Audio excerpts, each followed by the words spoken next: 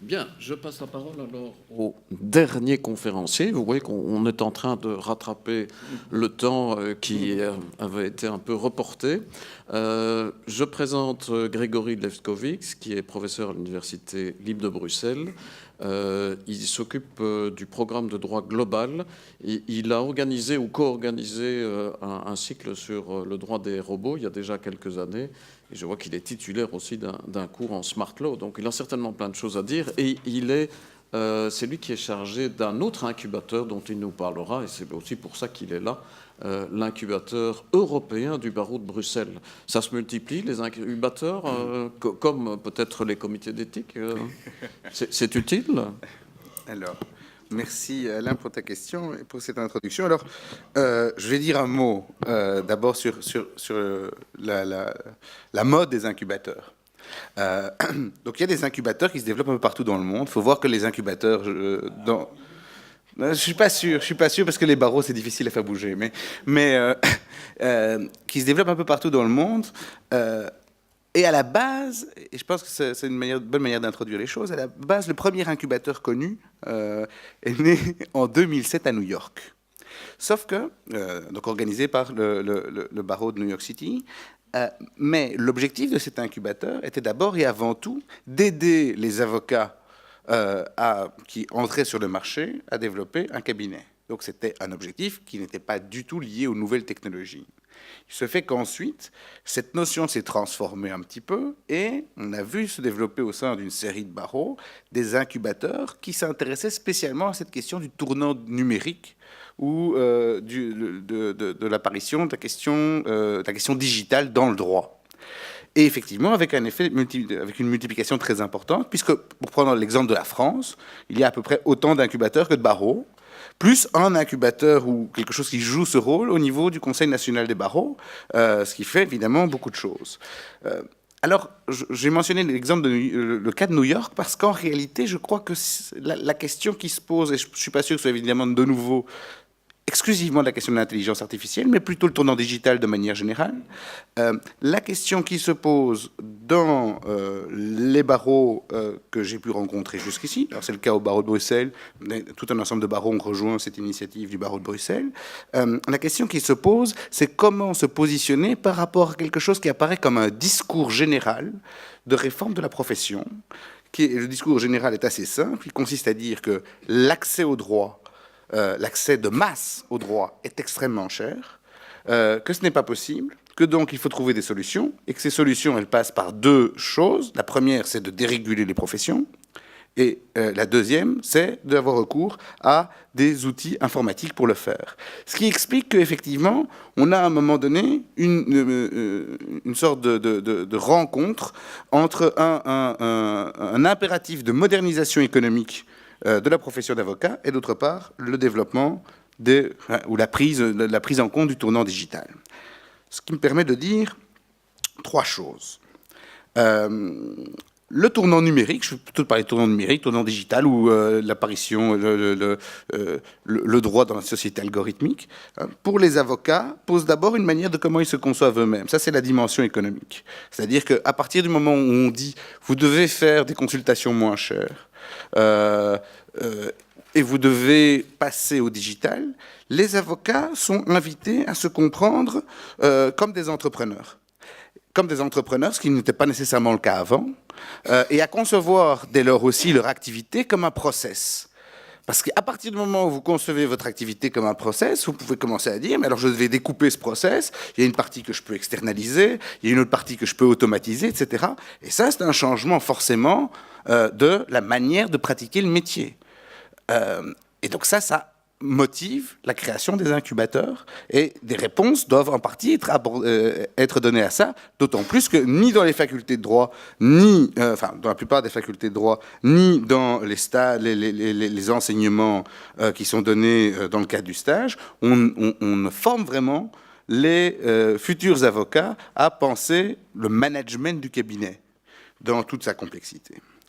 Alors ça, c'est un élément qui transcende la profession et qui peut faire peur à la profession en partie, parce que concevoir son activité comme un process, se concevoir comme un entrepreneur, ça veut dire aussi s'accepter comme étant peut-être plus qu'avant dans un système très compétitif, où on doit aussi faire peut-être plus de publicité, maintenant que c'est en plus autorisé jusqu'à un certain point.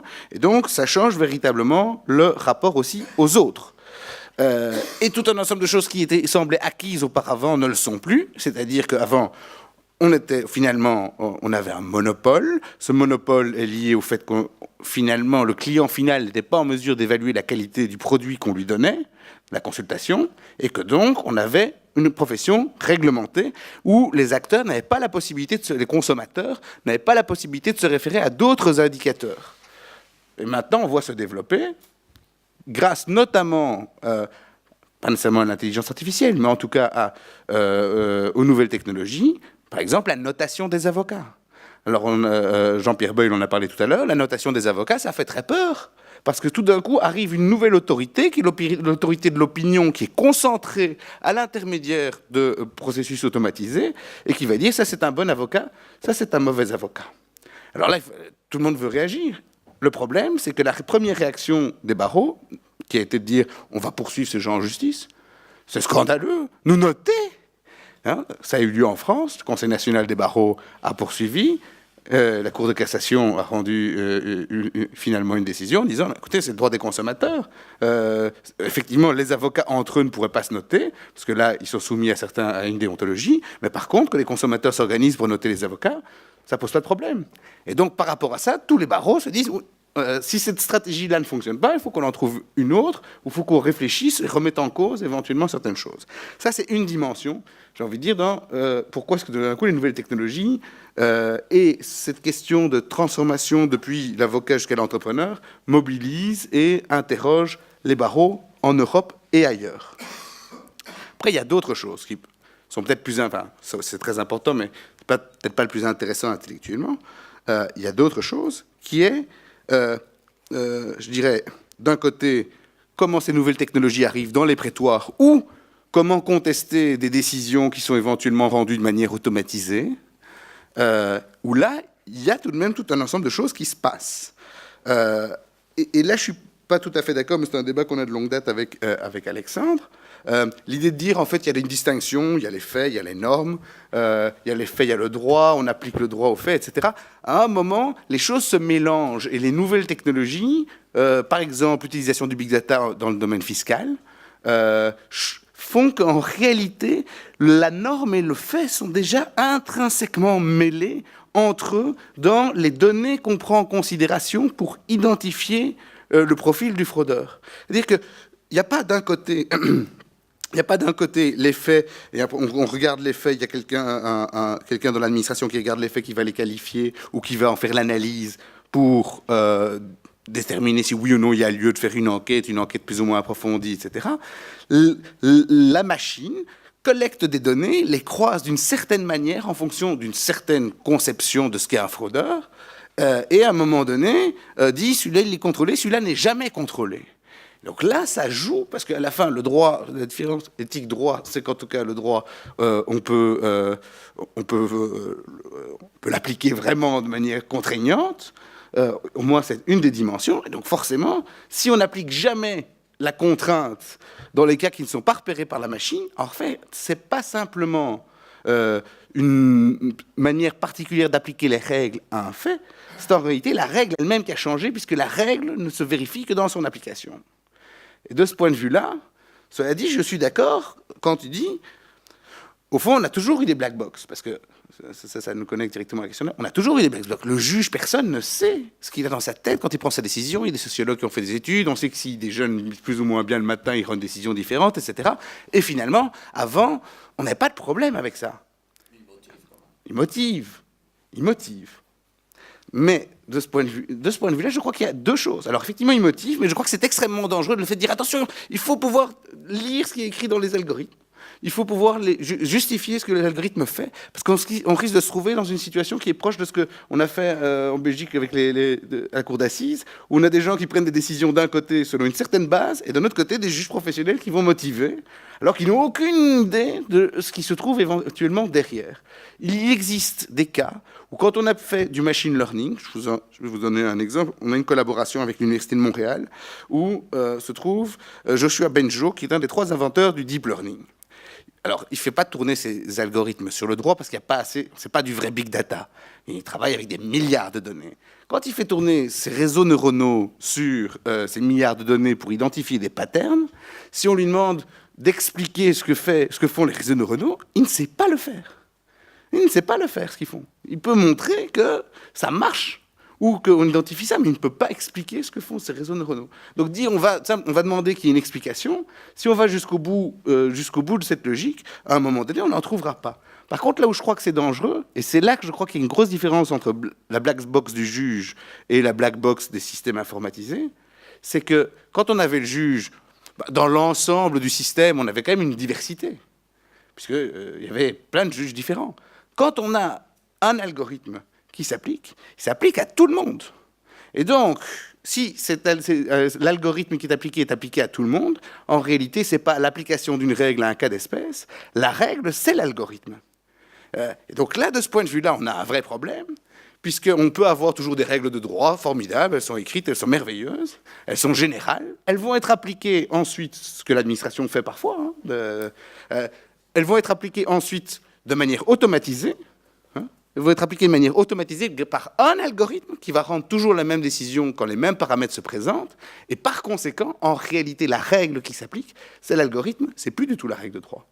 Et c'est d'ailleurs la raison pour laquelle je pense, ce qu'on observe, c'est pas le développement dans les domaines où les choses sont vraiment algorithmicisées et vraiment complètement numériques. Je prends l'exemple du high frequency trading.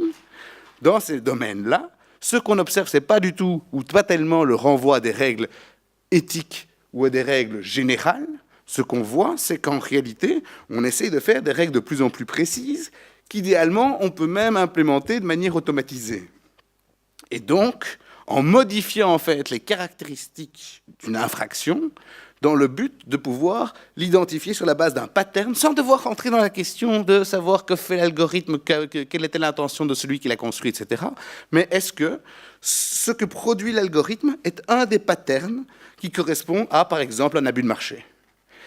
Et donc là, j'ai l'impression que la maîtrise des algorithmes suppose, ou la maîtrise des processus automatisés de décision, suppose, non pas d'avoir, on peut toujours avoir des règles générales, mais suppose d'avoir quelque chose de très très précis pour qu'on puisse justement, très très précis et très très objectif, pour pouvoir, indépendamment d'avoir accès au contenu des algorithmes,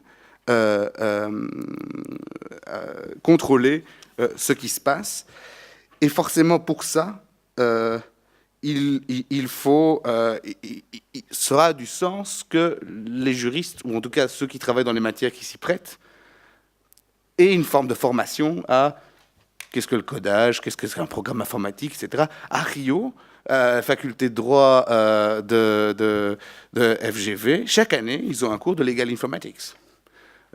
C'est pas le cas chez nous. Ça a du sens, à mon avis, qu'il y ait cette évolution. Et je ne sais pas ce qu'il me reste comme temps, mais je voudrais dire une dernière chose.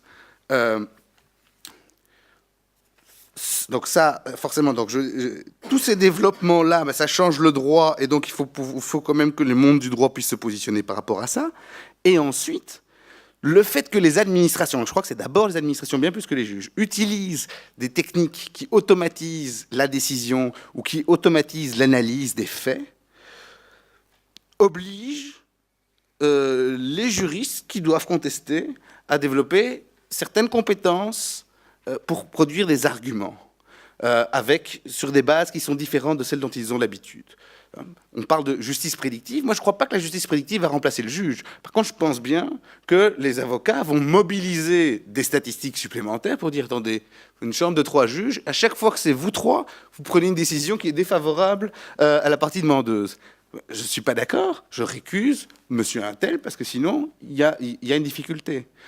Ou, dans 90% des cas, vous avez décidé comme ça, et là, dans 10% des cas, vous avez décidé d'une autre manière. Pourquoi?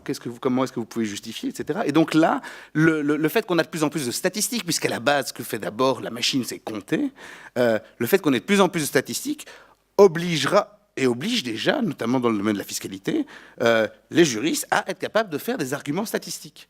Ce qui n'est pas évident.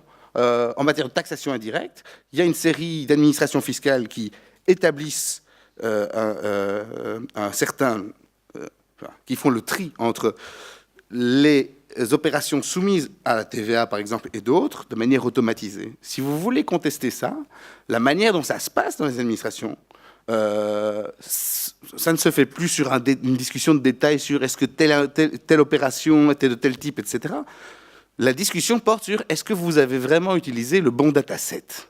Et donc, quand la discussion se porte sur est-ce que vous avez utilisé le bon dataset et que vous voulez contester, il faut être capable de mobiliser les compétences pour pouvoir dire non, ce n'était pas le bon dataset parce que vous voyez bien que vous n'avez pas tenu compte de ceci, de cela. Et ça, ce sont des choses qui, à mon avis, vont prendre de l'importance et qui nécessitent à ce moment-là une mise à jour des avocats via les incubateurs et peut-être une mise à jour de certains aspects des enseignements dans les facultés de droit. Je vous remercie.